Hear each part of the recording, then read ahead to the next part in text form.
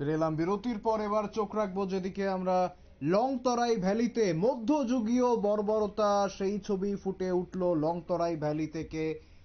গ্রামের মাতব্বরদের উস্কানিতে রীতিমতো গ্রামের মাতব্বরদের উস্কানিতে প্রমিলা বাহিনীর হাতে বেধড়ক মার খেলেন এলাকারই এক মহিলা। ঘটনা লংতরাই ভ্যালির মহকুমার মনু থানাধীন শিববাড়ি সাতকাট এলাকায়। ঠিক কি হয়েছে, ঘটনা কি রয়েছে, বিস্তারিত একবার শুনে নেব। ঠিক কি অভিযোগ উঠে আসছে? কি হয়েছে আপনার লগে?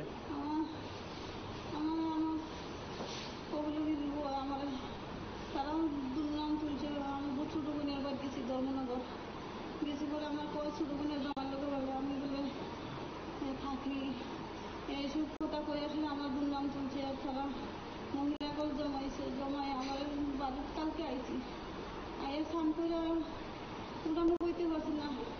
আমার মোবাইলে আসলে মোবাইল পাচ্ছিল বোনের দ্বারা ফোন করবো, বোন বাড়িতে যখন আইছি ফোন করার সুযোগ কিছু না। আমার আইয়া দিয়ে তারা নাইট দিয়ে বসে নাইট উঠে সিরিয়াল তারা আমার তারপরে মাইরা দইরা তারা বাড়ির থেকে হেসে গার্ডেন হেসে লইয়া গেছে নিয়ে বাড়িতে রাস্তা নিয়ে আমার খুব মায়ের লাইটটা নিয়ে আমার জোড়া জোড়াইতে মানে কষ্টে লেগেছে না জোড়া শুকাই গেছে করতে পারি না স্যার।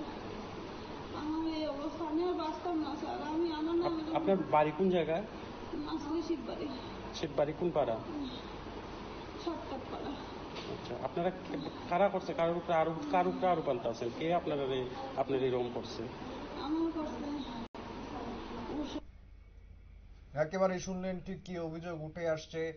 অর্থাৎ এলাকার মাতব্বরদের উস্কানিতে সেই মহিলা যিনি আক্রান্ত হয়েছেন তার বিরুদ্ধে বেশ কয়েকটি অভিযোগ থাকায় সেই অভিযোগের ভিত্তিতে কিন্তু প্রমিলা বাহিনী যারা রয়েছেন তারা সেই মহিলার উপর আক্রমণ করেন। একেবারে মধ্যযুগীয় বর্বরতা, আইন নিজের হাতে তুলে নিয়ে তারাই সমাজ সংস্কারকের ভূমিকা নেওয়ার আছিলায় রীতিমতো এরকম ভাবে আক্রমণ করেন এই মহিলাকে, এবং বর্তমানে সেই মহিলা রয়েছেন হাসপাতালে চিকিৎসাধীন অবস্থায় রয়েছেন।